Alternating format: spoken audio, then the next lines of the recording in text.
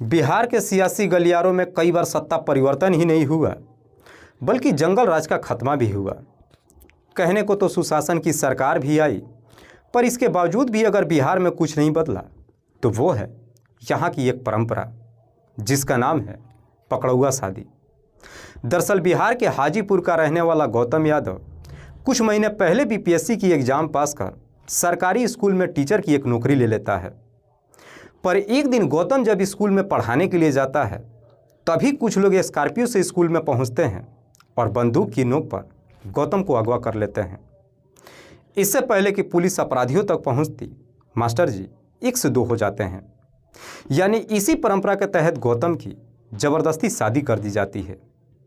ये सारी बातें आज मैं सिर्फ इसलिए बता रहा हूँ क्योंकि आज की कहानी में भी इसी परंपरा के तहत जब एक पिता अपनी बेटी की शादी करने के लिए लड़के वालों से जा कर के मिलता है, दोनों परिवार जब बैठ कर के बातचीत करते हैं, गहमा गहमी कुछ इस प्रकार से आगे बढ़ जाती है कि देखते ही देखते गोलियां चलनी शुरू हो जाती है, जिसकी वजह से 1-2 नहीं बल्कि 3-3 लाशें गिर जाती है, जिसमें 2 पुरुष है और 1 महिला।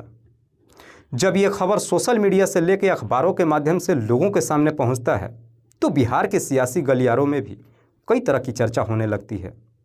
दरअसल बिहार के आज भी कई सारे जिलों में इस परंपरा को धड़ल्ले से इस्तेमाल किया जाता है, जिसमें एक पिता अपनी बेटी की शादी कराने के लिए एक बेहतर घर परिवार के लड़के को अगवा करके ज़बरदस्ती उससे शादी कर देता है। पर बावजूद इसके आज भी बिहार के कोई भी सरकार इस परंपरा के खिलाफ बोलने को तैयार नहीं है। नमस्कार, आदाब, मैं हसमुद्दीन और आप देख रहे हैं सफ़र क्राइम तक। आज की जो सच्ची घटना मैं आपको सुनाने वाला हूं, ये घटना है बिहार प्रदेश की। बिहार का एक ज़िला पड़ता है बेगूसराय और इसी बेगूसराय का एक थाना पड़ता है साहेबपुर कमाल। साहेबपुर कमाल थाने के अंतर्गत एक गांव आता है गोविंदपुर और इसी गोविंदपुर गांव का रहने वाला संजय यादव। संजय यादव के टोटल 2 बेटे हैं, जिसमें बड़ा बेटा सुधांशु और छोटा बेटा हिमांशु। बात कर रहा हूं मैं 17 फरवरी 2024 की। दरअसल इसी दिन ही संजय यादव के बड़े बेटे सुधांशु की शादी होती है। शादी की रस्म अभी चल ही रही थी, तभी इसी इलाके के श्रीनगर खर्रापट्टी गांव का रहने वाला उमेश यादव अपने बेटे राजेश यादव और बेटी नीलू को लेकर के उमेश के घर पे पहुंच जाता है। दरअसल उमेश यादव अपनी बेटी नीलू को लेकर के संजय के घर सिर्फ इसलिए पहुंचता है क्योंकि उमेश यादव अपनी बेटी की शादी संजय के छोटे बेटे हिमांशु से करना चाहता है। संजय के घर शादी समारोह में जब पहुंचता है तो उमेश यादव अपनी बेटी की शादी में दहेज के नाम पर 15 लाख रुपये भी लेकर के जाता है।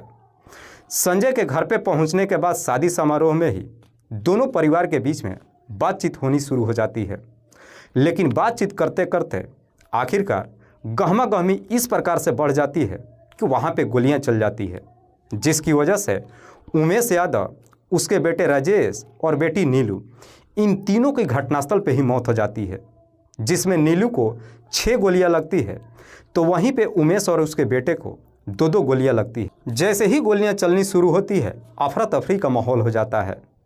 लेकिन जैसे ही इधर इस बात की जानकारी उमेश के गाँव के लोगों को जब मालूम चलता है कि उमेश और उसके बेटे और बेटी तीनों की हत्या कर दी गई है, उमेश के गांव के लोग भी संजय के घर पे पहुंच जाते हैं और जाकर के जोर ज़बरदस्ती करने लगते हैं। उसके घर के सामने जाकर के जब धरना प्रदर्शन करना शुरू करते हैं, संजय के घर परिवार वाले कई सारे फायरिंग भी करते हैं। इस बात की जानकारी पुलिस को भी दी जाती है। दरअसल इस कहानी की शुरुआत होती है घटना से ठीक लगभग 1.5 साल पहले। दरअसल संजय और उमेश दोनों आपस में एक रिश्तेदार हैं। हिमांशु की चचेरे भाई की शादी उमेश की बड़ी बेटी से हुई है। इस वजह से हिमांशु अक्सर नीलू के घर पे जाता है तो कभी नीलू भी अक्सर हिमांशु के घर पे आती है। इस तरीके से दोनों जब बार बार एक दूसरे के घर आना जाना शुरू करते हैं, आखिरकार हिमांशु और नीलू के बीच में जब प्रेम प्रसंग शुरू होता है, एक दूसरे से मुलाकात भी करने लगते हैं। लेकिन इस बात की जानकारी किसी को नहीं मालूम चलता है। एक दिन हिमांशु जब नीलू से मिलने के लिए उसके गाँव में जाता है, दोनों एक दूसरे से मुलाकात करते हैं। उसी वक्त नीलू के पिता दोनों को देख लेता है। जब इधर नीलू के पिता को मालूम चलता है कि दोनों एक दूसरे से प्यार करते हैं, नीलू के पिता हिमांशु से अपनी बेटी की शादी करने की बात कहता है।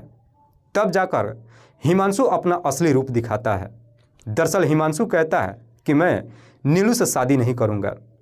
शादी से जब इनकार करता है, नीलू के पिता हिमांशु को पकड़कर इसी परंपरा के तहत अपनी बेटी की जबरदस्ती शादी कर देता है। हालांकि शादी तो हो जाती है, उसके बाद से हिमांशु अपने घर चलाता है, नीलू अपने माता पिता के साथ रहती है। लेकिन इधर हिमांशु के माता पिता को जब मालूम चलता है कि नीलू के पिता ने जबरदस्ती हिमांशु की शादी कर दी है, हिमांशु के पिता इस शादी को मानने के लिए तैयार ही नहीं होते हैं। धीरे धीरे लगभग 1.5 साल का समय गुजर जाता है। इस बीच नीलू के पिता उमेश यादव कई बार संजय से कांटेक्ट करते हैं और अपनी बेटी को उसके ससुराल भेजने के लिए कहते हैं, लेकिन संजय नीलू को बहू के रूप में अपनाने के लिए तैयार ही नहीं होता है। जैसे ही 1.5 साल का समय गुजरता है, इधर संजय अपने बड़े बेटे सुधांशी का रिश्ता तय कर देता है और 17 फरवरी 2024 की उसकी शादी होती है। शादी के बारे में इधर जैसे ही नीलू के पिता उमेश को जब मालूम चलता है, उमेश को भी लगता है कि ये सही मौका है। उमेश सोचता है कि मैं अपनी बेटी को इसी शादी समारोह में लेकर के जाता हूँ, वहाँ पे संजय के कई सारे रिश्तेदार भी आए होंगे, मैं जा कर के कैसे भी संजय को मनाऊंगा। संजय भी अपने रिश्तेदारों के सामने लोक लाज देख करके मेरी बेटी को अपना ही लेगा। इधर से जब उमेश अपनी बेटी नीलू को लेकर के जाता है तो अपने साथ में अपने बेटे राजेश को भी ले लेता है।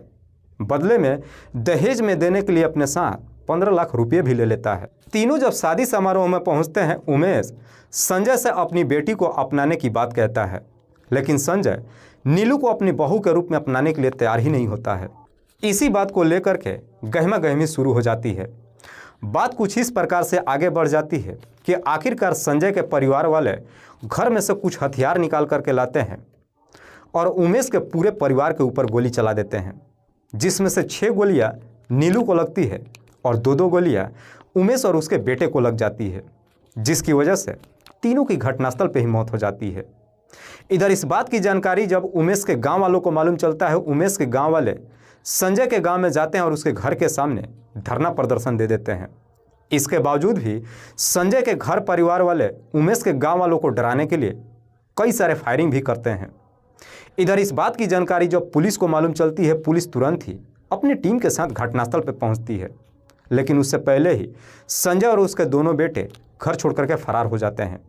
हालांकि पुलिस जब घटनास्थल पर पहुंचती है, 11 लोगों के खिलाफ में मुकदमा दर्ज करती है। लेकिन इस परंपरा के तहत जो पिता अपनी बेटी को ससुराल पहुंचाने के लिए ले जाता है, बेटी ससुराल तो नहीं पहुंचती है पर अपने पूरे परिवार के साथ हमेशा के लिए इस दुनिया को छोड़ के चली जाती है। फिलहाल पुलिस अभी इन तमाम आरोपियों को जहां तहां तलाश कर रही है, लेकिन इनमें से कोई भी पुलिस के गिरफ्त में नहीं आ पाया है। लेकिन जब ये खबर सोशल मीडिया से लेकर अखबारों के माध्यम से लोगों के सामने पहुँचता है, लोग इस परंपरा को लेकर तरह तरह की बातें करने लगते हैं। कुछ लोगों का कहना होता है कि सरकार को इस परंपरा के खिलाफ सख्त कदम उठानी चाहिए। दोस्तों, इस पूरी घटना के बारे में आप क्या सोचते हैं? आप अपनी राय हमें कमेंट बॉक्स में ज़रूर दीजिएगा। जाते जाते मैं आपको बता दूं कि कुछ मेरे व्यूअर्स हैं जो रोज़ाना मेरे इस वीडियो को देखते ही नहीं हैं, बल्कि अपना कीमती समय निकाल कर मुझे अपना प्यार भी देते हैं, जिनमें से एक का नाम है मनोज मिश्रा। मनोज मिश्रा जो वास्का असम का रहने वाले हैं। दूसरे मेरे व्यूअर हैं नसीमुद्दीन पच्चू जो मदोहा जिला हमीरपुर उत्तर प्रदेश के रहने वाले हैं। फिर मिलते हैं कल एक और नई सच्ची घटना के साथ। तब तक के लिए जय हिंद, जय भारत।